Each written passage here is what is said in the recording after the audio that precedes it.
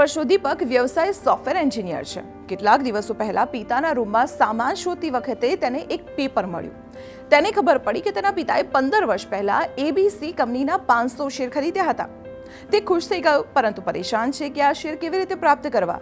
ઘણા લોકો રોકાણ તો કરે છે, પરંતુ તેની માહિતી તેમના પરિવારજનોને નથી આપતા અને તેમના મૃત્યુ પછી વર્ષો સુધી આ શેર પડ્યા રહે છે. તેને અનક્લેમ એટલે કે દાવા વગરના શેર માનીને સરકારી ખાતામાં જમા કરી દેવામાં આવે છે. જો તમારી પાસે પણ અનક્લેમ શેર છે, તો અમે તમને 9 પોઈન્ટમાં સમજાવીએ તેની પાછા મેળવવાની રીત શું છે. સૌપ્રથમ તો એ જાણીએ કે ક્યારે તમારા શેર અથવા ડિવિડન્ડ અનક્લેમ એટલે કે દાવા વગરના જાહેર થઈ શકે છે.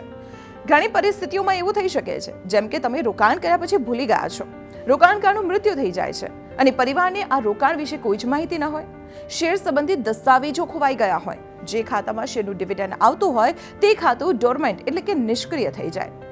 બીજો પોઈન્ટ એ છે કે કેટલા સમયમાં આ રોકાણ અનક્લેમ માનવામાં આવે છે. નિયમો અનુસાર જો શેર પર મળેલા ડિવિડન્ડને 7 વર્ષ કે તેથી વધુ સમય સુધી ક્લેમ કરવામાં ન આવે તો તેને અનક્લેમ શેર અને ડિવિડન્ડ માનવામાં આવે છે. પછી તે ડીમેટ ખાતામાં રાખેલા શેર હોય કે ફિઝિકલ સ્વરૂપમાં. દાવા વગરના શેર અને dividend investment education and protection fund એટલે કે IEPFમાં ટ્રાન્સફર થઈ જાય છે. હવે એ જાણીએ કે ક્યારે રોકાણની રકમ IEPFમાં ટ્રાન્સફર થઈ જાય છે. શેરને ઇન્વેસ્ટર એજ્યુકેશન ફંડમાં નાખવાનો એકમાત્ર માપદંડ એ છે કે શેર પર મળેલા ડિવિડન્ડને 7 વર્ષ સુધી ક્લેમ કરવામાં ન આવ્યું હોય. સપોઝ રોકાણકારનું એ બેંક એકાઉન્ટ જેમાં ડિવિડન્ડ આવે છે, કોઈ કારણસર ડિવિડન્ડની રકમ તેમાં જવાને બદલે કંપનીમાં પાછી જતી રહે છે, તો 7 વર્ષના સમયગાળા બાદ કંપની ડિવિડન્ડ અને શેરને અનક્લેમ માનીને ઇન્વેસ્ટર એજ્યુકેશન એન્ડ પ્રોટેક્શન ફંડમાં નાખી દે છે. જોકે અનક્લેમ શેરને IEPFમાં ટ્રાન્સફર કરતા પહેલા રોકાણકારની જાણ કરવામાં આવે છે. કોણ દાવો કરી શકે એ પણ જાણી લઈએ. રોકાણકાર કે રોકાણકારના મૃત્યુ પર તેમના કાનૂની વારસદારો સરકારી તિજોરીમાં પડેલા દાવા વગરના શેર અને ડિવિડન્ડ મેળવવા માટે દાવો કરી શકે છે. આના માટે રોકાણકાર અથવા પરિવારના સભ્યો પાસે રહેલા physical share certificate, dividend allotment letter વગેરેમાંથી માહિતી એકત્રિત કરવાની હોય છે. અનક્લેમ શેર અથવા ડિવિડન્ડની રકમનો દાવો કેવી રીતે કરવો? Investor education and protection fund એટલે કે IEPFની વેબસાઇટ www.iepf.gov.in પર જઈને તમે સર્ચ અનક્લેમ અનપેડ અમાઉન્ટ પર ક્લિક કરીને અનક્લેમ રકમની માહિતી મેળવી શકો છો. આના માટે રોકાણકારનું નામ, ફોલિયો નંબર દાખલ કરો. DPID, client ID, account number જેવી માહિતી હોવી જરૂરી છે. હવે જાણીએ કે કયું ફોર્મ ભરવું પડે છે.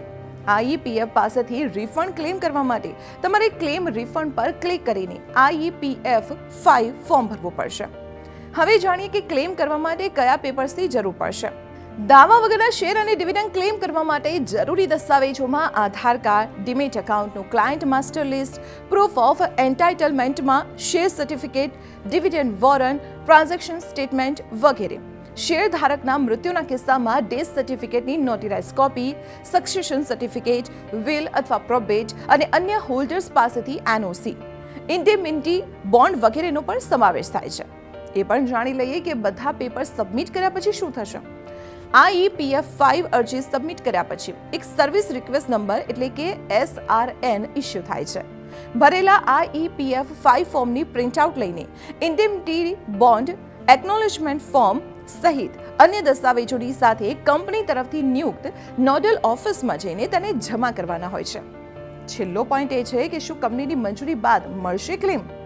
કંપની દ્વારા અરજી મંજૂર થયા બાદ ઇન્વેસ્ટર એજ્યુકેશન એન્ડ પ્રોટેક્શન ફંડમાંથી રિફંડ આપવામાં આવશે અને કાનૂની વારસદારના ડીમેટ ખાતામાં શેર ટ્રાન્સફર થઈ જશે. માર્કેટ રેગ્યુલેટર સેબીના જણાવ્યા મુજબ સિંગલ હોલ્ડિંગ ધરાવતા 13.6 કરોડ ડીમેટ એકાઉન્ટ્સમાંથી 70%થી વધુ એટલે કે 9.8 કરોડ ડીમેટ એકાઉન્ટ્સમાં નોમિનીની ડિટેલ્સ ઉપલબ્ધ નથી. આ કાનૂની લાભાર્થીઓ માટે શેર અથવા ડિવિડન્ડનો દાવો કરવામાં સમસ્યા ઊભી કરી શકે છે. જો તમારા ડીમેટ ખાતામાં નોમિની નથી તો તેને 30મી જૂન સુધીમાં અપડેટ કરાવી લો. શેરને અનક્લેમ થતા બચાવવા માટે બેંક ખાતાની સ્થિતિ પર નજર રાખો. જો તમને ચેક દ્વારા ડિવિડન્ડ મળે છે તો કંપનીમાં તમારું સરનામું અપડેટ રાખો.